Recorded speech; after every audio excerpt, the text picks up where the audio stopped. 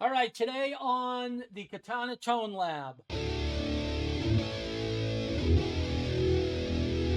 Alex Lifeson meets Randy Rhoads. Check it out.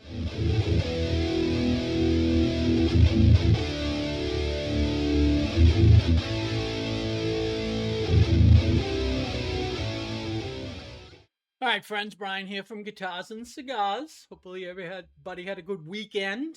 4th of July.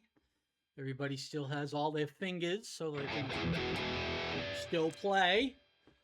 Welcome back to Katana MOD Monday on our Katana Tone Lab channel.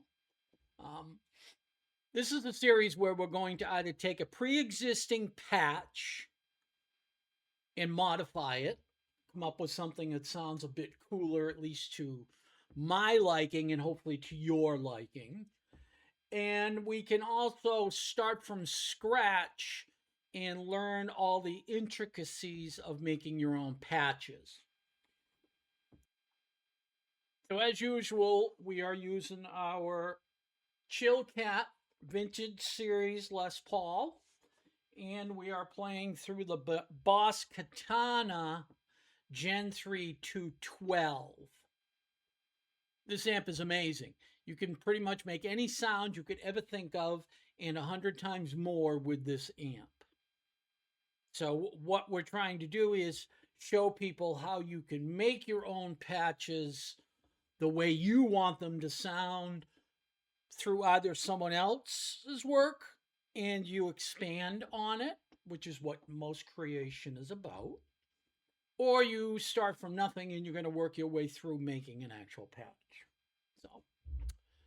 So we're in our Boss Katana software. I've brought up my amp specifically, and I punched in Marshall to see what comes up for options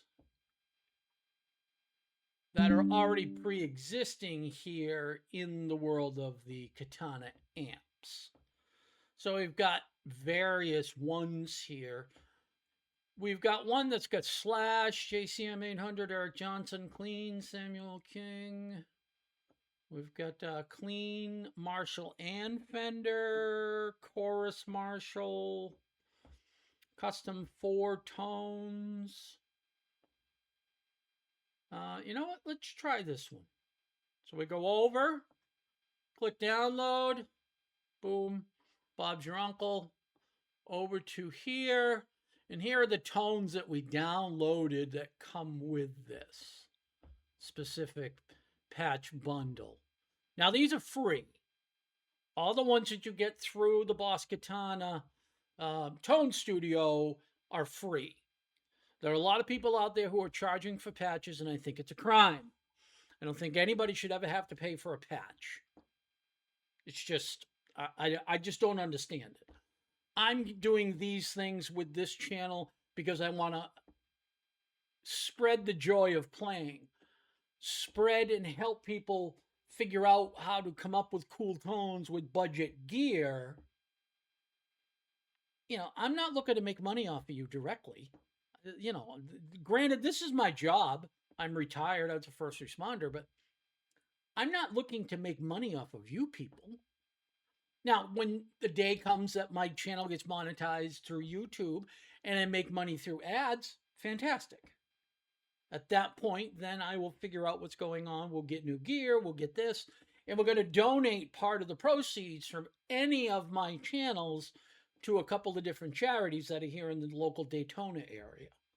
So there's more to just me making money like a lot of these other people who do these channels. That's all they care about. No, I really care about helping out you guys. I've been playing for 50 years. Chances are I've done some stuff and screwed lots of stuff up, and maybe you can learn from those mistakes. So that's really what the Katana Tone Lab is certainly about. And I'm going to learn just as much as you are along with you. A lot of stuff I have no idea about this amp. We'll figure it out together. So, all right, I've digressed. I apologize. So we downloaded my Custom Tones 4. And we're going to do Let's see here. Pick one of these, and we'll check out the modern tone. See what that looks like. So there's the presets it comes to.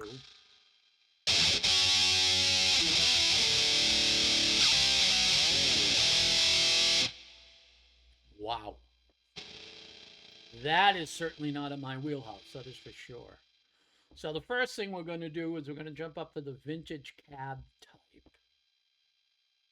And I'm going to kick the treble way back. Pump up some of the bass. Keep the mid about 50-ish. All right, now let's see what that sounds like.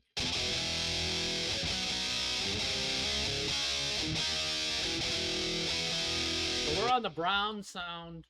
I'm going to bump it down to the lead amp type.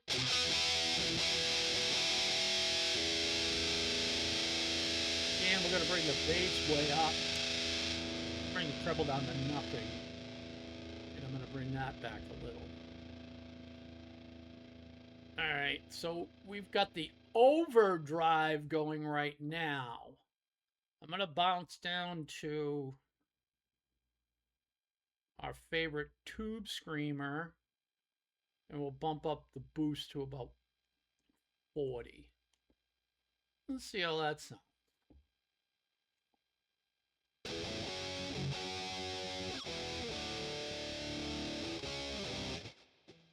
Getting a little bit better. Still a little trebly for my liking. So we got that. Global EQ I'm going to put on to the yellow. We're going to go into each one of these settings over time in my other series, Get to Know Your Katana. So we'll talk about that type of stuff. I'm going to use an analog delay because I'm an old fart and that's kind of the stuff I like. I'm going to put that at about 8. See what we're at now.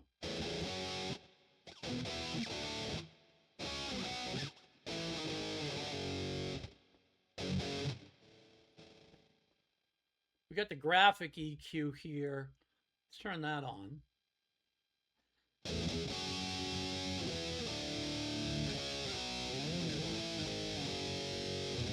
Getting better, I think.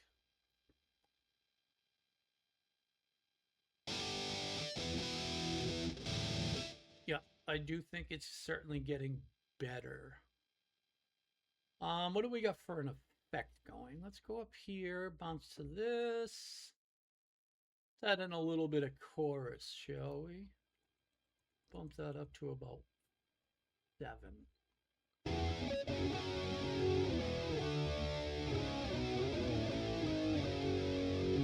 Vast improvement. I read an article once about Randy Rhoads, and I think it was in Guitar Player magazine when he won Best New Guitarist.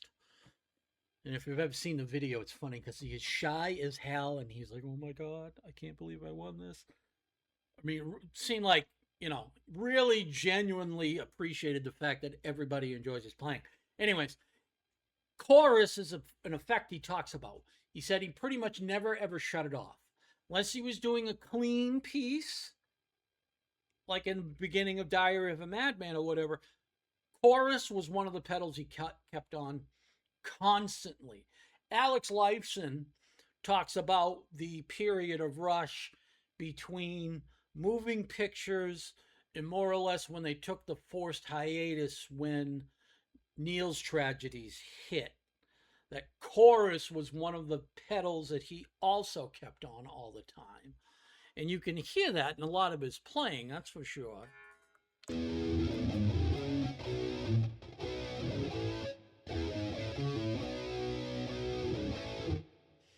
So I like chorus a lot as well because I think it tightens things up and you get that kind of little bit over compressed sound out of it. Let me turn my amp up a little bit here, just for my personal taste here.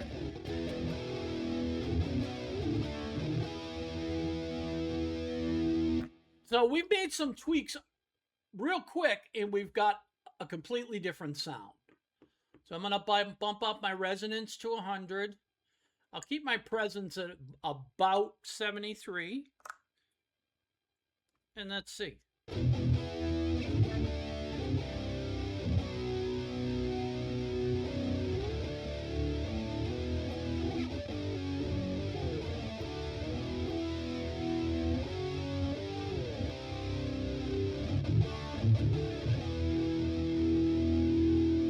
Huge difference already. So I'm going to bump up the treble a little bit and see what that does with us.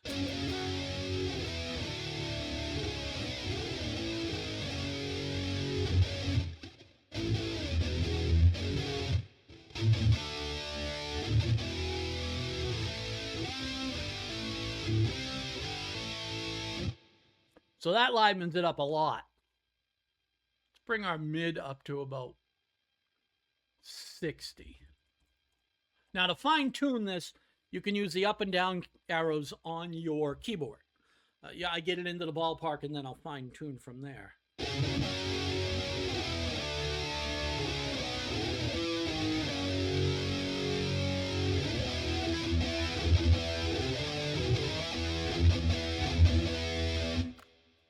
I think it makes a big difference. Huge difference. To be honest with you.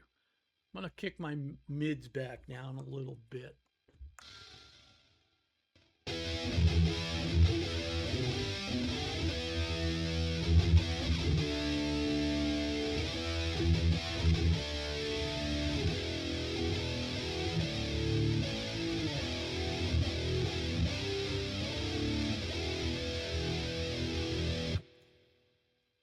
So again, huge difference.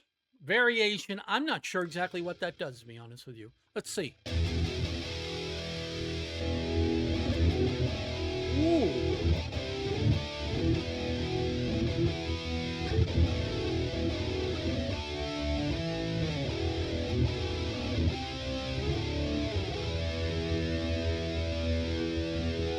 I'm not exactly sure what that variation button does, but it, in my opinion, fattened up the sound, and I really like it.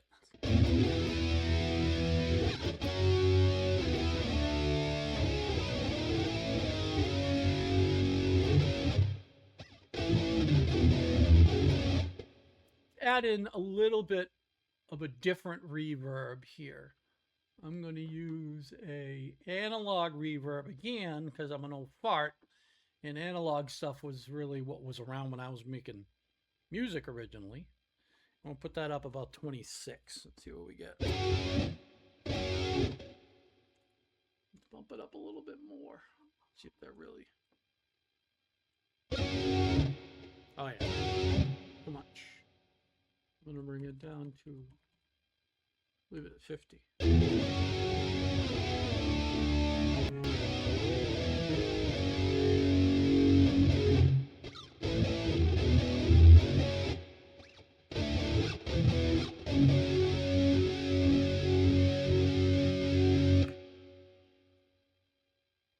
I like that right there. I'm going to leave it just as that. I'm going to name this patch the, let's see, the Alex Rhoads patch is what we're going to call it. Kind of an amalgamation, at least in my mind, between Alex Lifeson and Randy Rhoads. So I think we're getting a nice, fat, little bit compressed, decent bottom end patch. Alex Rhoads, we're going to call that. So that's how easy it is to take a patch that's currently out there and kind of make it your own. Now, you can really get in depth in this thing and nerd out, change all your different parameters for all the different effects in this thing. I typically just go with whatever is set up as the parameters for the different effects, hence how we get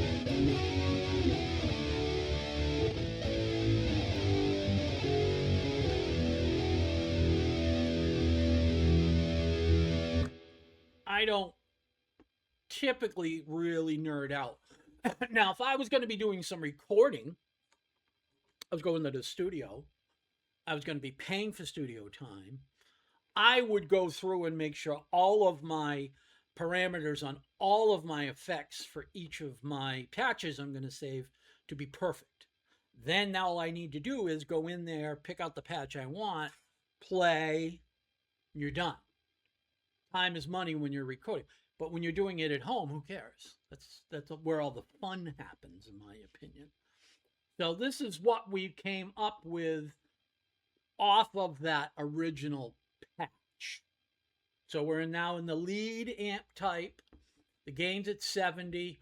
Volume really doesn't make that much of a difference, 87. Bass is at 100. Mid's at 34. Treb's at 24. I've got my boost, which is the tube screamer. That's at 40. My mod is the graphic EQ, which is at 21. The FX is the chorus, which I've just got slightly on at 7. And I'm using some analog delay, which is set at 8. We've got our analog reverb at 50. Resonance is 100. Presence at 73. And I'm not using the solo. As usual, we're on our vintage cab. So that's what we've got. And I think it came out pretty good. Doesn't take very long either, really.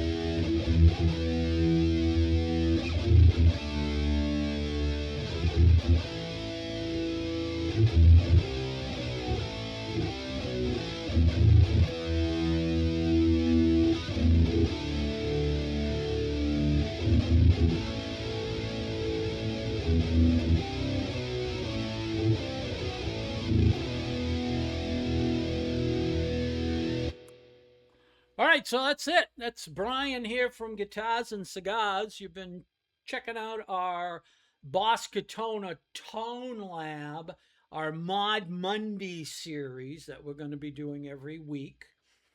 We're always going to be using a Chilcat Standard Les Paul, and we've got our Boss Katana 212 Generation 3 amp that we're doing all this through. So if you like what we're doing here, you're learning, you think I'm a goofball, whatever it is, we appreciate you checking us out. We're on Facebook, we're on YouTube, we're on Instagram, we're on X. And technically we're on TikTok. TikTok's kind of weird. Sometimes it works, sometimes it doesn't. I'm not sure exactly what's going on with that. And if you really like what we do here, by all means, like, comment, and then subscribe as we're trying to build this up. So until next week, it's been Brian here from Guitars and Cigars with our Katana Tone Lab Mod Monday. Smoke long, play loud. Most of all, live well.